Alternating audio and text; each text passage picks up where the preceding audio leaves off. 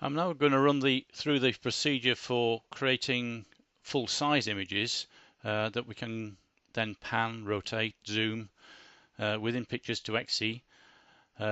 We'll be keeping these images at full size so that we can maintain the quality of the images during these effects. So for this example, I've chosen that image there of the razor bill. I'll open that into Adobe Camera Raw, so that's Control R, and there we are in Camera Raw. Now if you just notice down here we've got a little question mark, and that's telling me that the camera calibration is actually at process 2003. So I've processed it in a previous version of Photoshop. In the old version I need to change that to 2012.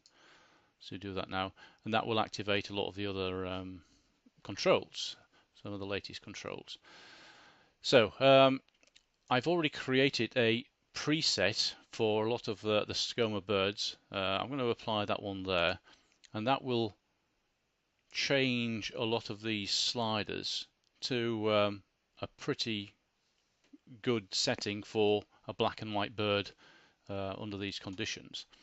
I still like to get a little bit more detail into the black areas there, so I'm going to just pump the shadow slider up. You can see the effect that you get with the shadow slider.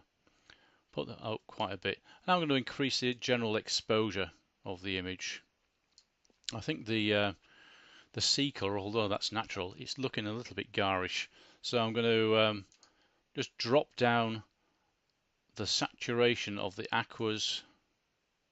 Let's see, if you drop it all the way down, you can always get to a neutral grey sort of effect in those sort of areas. So I'm just going to drop that down a little bit so it doesn't look quite so punchy, really. The image looks okay now, so I'm going to send that using our workflow options. They're all still sticky settings, so they're okay. sRGB, 8 bits per channel, 72 pixels per inch. So I'm going to open that into Photoshop.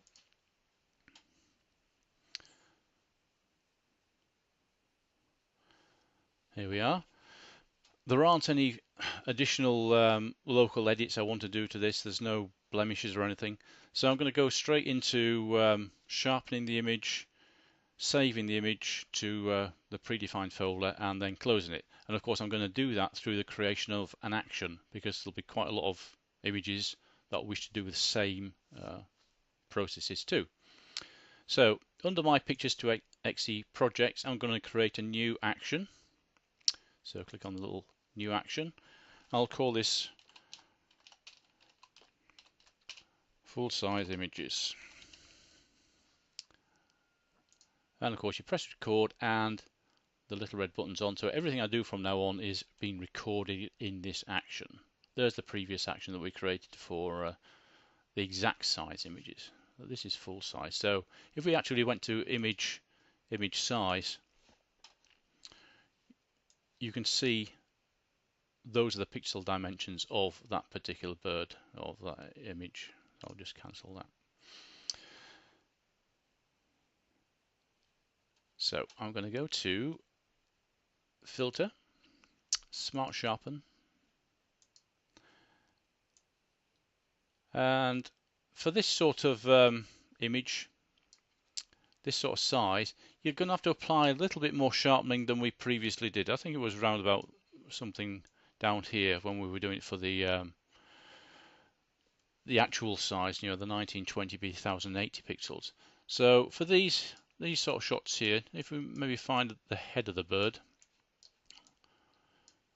we can get the effect there of the sharpening. If you press on the image and then let go, you can see the on-off effect of the sharpening that's been applied. So I probably won't go any more than that, and radius of about 0.9 of a pixel. Off, on, off, on. Okay.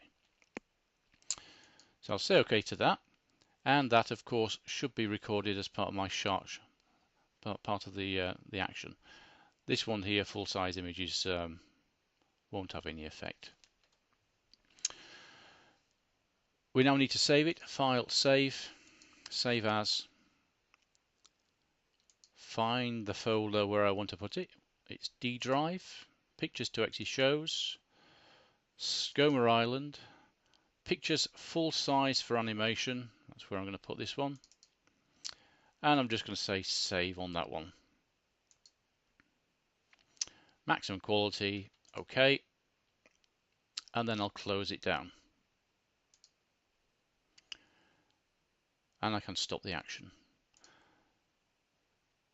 So the next picture I want to bring in, we just select the full size images, run, and it will apply those same settings to it.